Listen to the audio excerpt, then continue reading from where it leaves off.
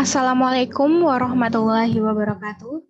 Perkenalkan saya Imawati Rasyida Sari Wardani dengan NIM 20105244004 dari Prodi Teknologi Pendidikan kelas A. Di sini saya akan mempresentasikan mengenai transformasi lingkungan pondok pesantren menghadapi tantangan era revolusi industri 4.0 dengan dosen pengampu Bapak Insinyur Muhammad Ali. Yang pertama, pengertian transformasi digital. Transformasi digital adalah bagian proses dari teknologi yang lebih besar dan merupakan sebuah perubahan yang berhubungan dengan penerapan teknologi digital dalam semua aspek kehidupan yang ada di dalam masyarakat. Transformasi digital dapat dianggap sebagai tahap ketiga dalam merangkul teknologi digital, di mana tahap pertama adalah kompetensi digital, tahap kedua penggunaan digital, dan tahap ketiga adalah transformasi digital. Dengan penggunaan dan kemampuan transformatif dalam menginformasikan kesadaran digital. Selanjutnya adalah pengertian revolusi industri 4.0. Industri 4.0 adalah nama tren otomasi dan pertukaran data terkini dalam teknologi pabrik. Istilah ini mencakup sistem cyber fisik, internet untuk segala, komputasi awan, dan komputasi kognitif. Selanjutnya, keterampilan apa saja yang dibutuhkan di dalam era revolusi 4.0? Yang pertama adalah berpikir kritis dan inovatif, yang meliputi kreativitas, kewirausahaan, panjang akal, aplikasi pemikiran reflektif, dan pengambilan keputusan yang masuk akal. Yang kedua adalah keterampilan interpersonal, yang meliputi keterampilan komunikasi, kerjasama tim, kolaborasi, keramahan, keterampilan berorganisasi, empati, serta kasih sayang. Keterampilan yang ketiga adalah keterampilan intrapersonal yang meliputi disiplin diri, kemampuan untuk belajar mandiri, fleksibilitas dan kemampuan adaptasi yang baik, kesadaran diri, ketekunan, motivasi diri, kasih sayang, integritas, mau mengambil resiko, serta harga diri. Yang keempat adalah kewarganegaraan global yang meliputi kesadaran, toleransi, tanggung jawab, menghormati keberbedaan atau keberagaman, pemahaman akan etika, pemahaman lintas budaya, partisipasi demokratis, penghormatan pada lingkungan, identitas nasional, serta rasa memiliki. Dan yang kelima adalah literasi media dan informasi, yaitu kemampuan untuk mencari dan mengakses informasi melalui media teknologi komunikasi dan informasi, perpustakaan dan arsip, mengekspresikan dan mengkomunikasikan ide melalui teknologi komunikasi dan informasi, menggunakan media dan teknologi komunikasi informasi untuk berpartisipasi dalam proses demokrasi, serta kemampuan untuk menganalisis dan mengevaluasi isi media. Selanjutnya, menurut Zubaidah, terdapat 4 kompetensi yang diperlukan di dalam abad ke-21.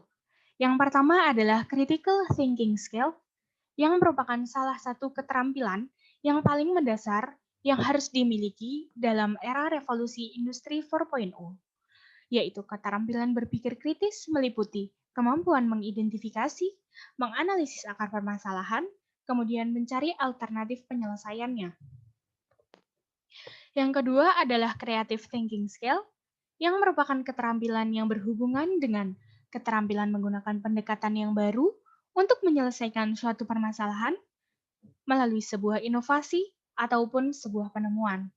Keterampilan ini merupakan sebuah tindakan yang benar-benar baru dan asli, baik secara pribadi maupun secara budaya.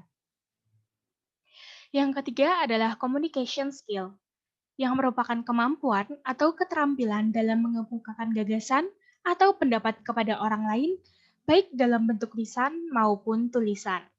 Dan yang terakhir adalah collaboration skill, yaitu sebuah kemampuan untuk bekerja sama, saling menghormati dan menghargai ketika berada di dalam sebuah tim. Selanjutnya adalah transformasi di pondok pesantren. Transformasi model pendidikan di pondok pesantren dalam era revolusi industri 4.0 sudah dimulai dari sejarah pesantren itu sendiri. yang secara historis aktivitas pesantren sejak awal telah merespon persoalan kontemporer dan dibuktikan semenjak masa-masa awal kejayaannya. Pesantren pernah merespon tantangan global dalam menghadapi kolonialisme bangsa Barat yang saat itu sedang melakukan ekspansi ke negara-negara jajahannya yang termasuk Indonesia. Lembaga pendidikan di pondok pesantren pada masa kolonialisme tetap hidup dan berkembang di atas kekuatan mereka sendiri. Bahkan lembaga ini menjadi ancaman bagi pemerintah Belanda. Pandangan bangsa Belanda bukan tanpa sebab. Sebab karena ketika itu lembaga pesantren merupakan tempat persemaian yang amat subur bagi kader-kader pejuang melawan praktik penjajahan.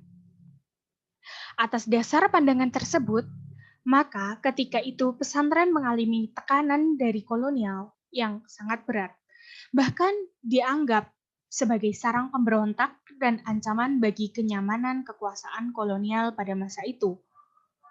Hal itu terjadi karena para kiai di pesantren sudah menanamkan rasa cinta tanah air dan sikap patriotik sejak dini kepada para santrinya, meskipun pada awalnya merupakan sebuah lembaga pendidikan dalam bidang keagamaan. Namun sekarang pesantren juga harus dapat menghadapi era revolusi industri 4.0 yang pada awalnya merupakan tantangan serta rintangan yang bisa menjadi sebuah peluang emas bagi pembangunan masyarakat Indonesia. Namun tentunya, pondok pesantren harus berproses dan berubah sesuai dengan kebutuhan masyarakat global dengan tidak meninggalkan tradisi lama yang masih dianggap baik. Transformasi model pendidikan di pondok pesantren berkaitan dengan peningkatan mutu pendidikan dan dapat menjawab tantangan zaman. Pesantren juga harus dapat berperan secara maksimal dalam memberikan bekal ilmu dan keterampilan yang cukup bagi para santrinya. Pesantren juga harus mampu mandiri. Namun, para orang tua menjadi enggan atau menjadi ragu-ragu untuk menyekolahkan anaknya di pondok pesantren karena biaya sekolah yang cukup tinggi di pesantren yang berkualitas menjadi salah satu penyebabnya. Karena sekolah milik pemerintah memiliki biaya yang jauh lebih murah, bahkan bisa dibilang gratis. Kemudian, ada 4 tantangan yang dialami oleh pondok pesantren dalam menghadapi tantangan era 4.0 seperti saat ini. Yang pertama adalah aspek sarana dan prasarana penunjang yang terlihat masih kurang memadai. Selama ini, proses pembelajaran di pondok pesantren masih penuh dengan kesederhanaan dan kebersahajaannya, yang tampaknya masih memerlukan tingkat kesadaran dalam melaksanakan pola hidup yang bersih dan sehat. Kemudian yang kedua adalah aspek sumber daya manusia. Sekalipun sumber daya manusia dalam bidang keagamaan sangat mumpuni, tetapi dalam rangka meningkatkan eksistensi dalam bidang dalam peranan pondok pesantren dalam bidang kehidupan sosial masyarakat diperlukan perhatian yang serius, penyediaan dan peningkatan sumber daya manusia dalam bidang manajemen kelembagaan serta bidang-bidang yang berkaitan dengan kehidupan sosial masyarakat harus menjadi prioritas bagi pondok pesantren itu sendiri. Yang ketiga adalah aspek manajemen kelembagaan. Dalam aspek manajemen kelembagaan, manajemen merupakan unsur penting dalam pengelolaan pesantren. Yang saat ini masih banyak pondok pesantren yang dikelola secara tradisional, apalagi dalam penguasaan informasi dan teknologi yang masih belum optimal. Hal tersebut dapat dilihat dalam proses pendokumentasian atau database santri dan alumni pesantren yang masih kurang terstruktur. Dan yang terakhir adalah aspek kemandirian ekonomi kelembagaan. Kebutuhan keuangan selalu menjadi kendala dalam melakukan aktivitas pesantren, baik yang berkaitan dengan kebutuhan pengembangan pesantren maupun dalam proses aktivitas keseharian pesantren. Karena pada umumnya proses pembangunan pondok pesantren berjalan dalam waktu yang cukup lama dan hanya menunggu sumbangan atau donasi dari pihak luar. Bahkan harus melakukan penggalangan dana di pinggir jalan. Namun pada saat ini pesantren juga masih berkonsentrasi pada peningkatan wawasan dan pengalaman keagamaan santri. Apabila melihat tantangan era revolusi industri 4.0 yang semakin berat, peningkatan kapasitas santri dan masyarakat tidak hanya cukup dalam bidang keagamaan semata, tetapi harus ditunjang oleh kemampuan yang bersifat soft skill dan hard skill. Sehingga menurut saya yang harus ditingkatkan atau dikembangkan lagi dalam lingkungan pondok pesantren adalah yang pertama, penguasaan bahasa asing bagi para santri maupun pengajar yang ada di pondok pesantren. Yang kedua adalah entrepreneurship.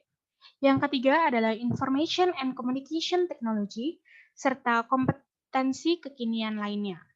Tetapi dalam konteks ini, pondok pesantren harus tetap mengorientasikan peningkatan kualitas para santrinya ke arah penugasan atau penguasaan ilmu-ilmu agama. Sekian presentasi dari saya. Terima kasih. Wassalamualaikum warahmatullahi wabarakatuh.